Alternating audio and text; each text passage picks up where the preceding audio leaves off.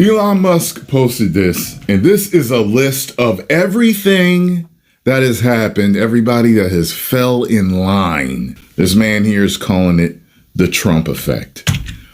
You're telling me it's a bad thing that he got elected? Are you insane? What's going on here? Since the 2024 presidential election, I've noticed a trend among black content creators on YouTube.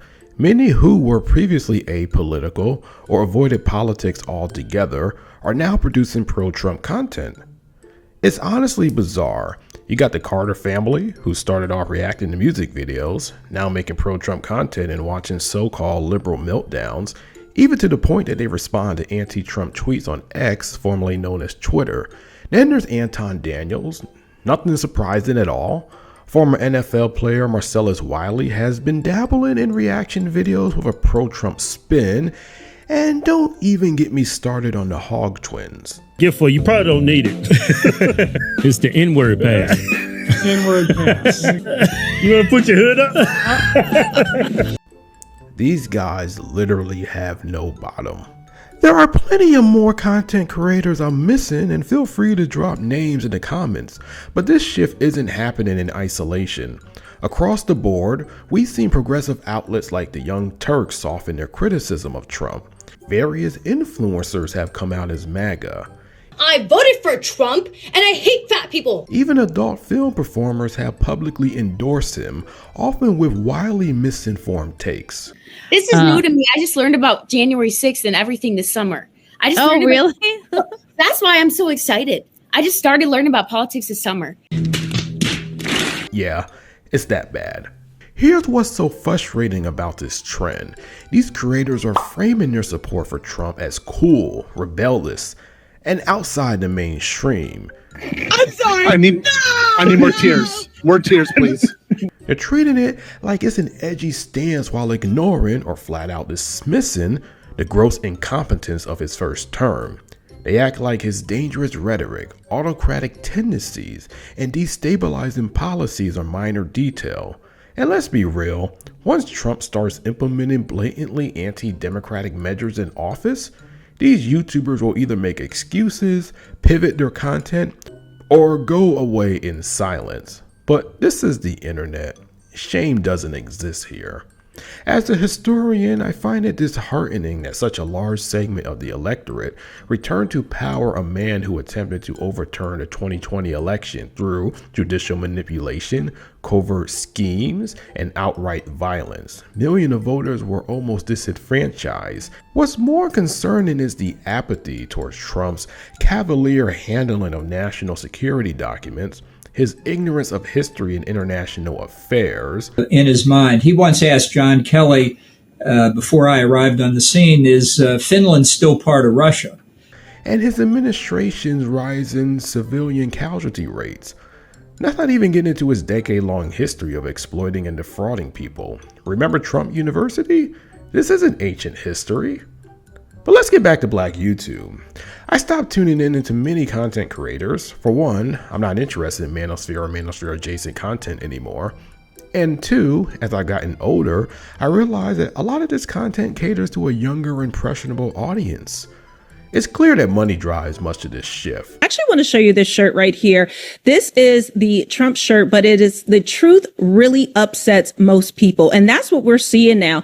These people are absolutely losing their mind. If you appreciate the work that we do here and you want to check out the merch, go to realmelanieking.com. We've got a lot of cool designs that you are not going to want to miss out. And also a lot of mugs, which you guys are really enjoying. Conservative media dominates social media platforms in terms of viewership, and creators know this. Some might even be angling for lucrative commentator spots on conservative news networks. Let's face it, it doesn't take much status for conservative outlets to recruit black voices. The bar is way lower compared to the left. Take Tyrone Magnus. He always leaned anti-woke, whatever that means. So his turn towards pro-Trump content isn't surprising. But there's a pattern I've noticed with people who claim to be apolitical. They often drift into Trumpism, and the signs are always there even if you miss them. For example, here's a clip where Magnus gives validity to Trump's baseless claim that he didn't lose the 2020 election. 2020 election and turn the page on that chapter. No. That's my boy right there. That's right, cuz. Yo, he stood 10 toes down on that. No. I gotta admire. If he didn't believe he lost, then he shouldn't say that he lost. But, you know, it is what it is. What's missing here is any acknowledgement of the danger of election denialism. Magnus never discussed how Trump actions undermine a peaceful transition of power, a cornerstone of democracy. And this in-group thinking among Trump supporters is another major issue. The second the media criticize Trump, the reaction is immediate. Quote, the base is under attack. Criticism of Trump becomes synonymous with a personal attack on their identity. Once you rationalize one erratic or dangerous action, it's easier to accept the next. Read Timothy Snyder's On Tyranny. Now let's talk about Melanie King, many of which you guys know, and some of you don't. King has always jumped on trends she thinks will get views, like briefly reshaping her content to mimic Kevin Samuels after his passing. Lately, she's gone full MAGA, peddling pro-Trump merchandise on her channel and recycling talking points without doing any research. So I have a question for you guys. Based on that alone, that he uncovered the Russia hoax, exposed the lies and the criminality behind that, don't you think that that makes him qualified to be the FBI director? Leave a comment below and let me know what you think. No, it doesn't.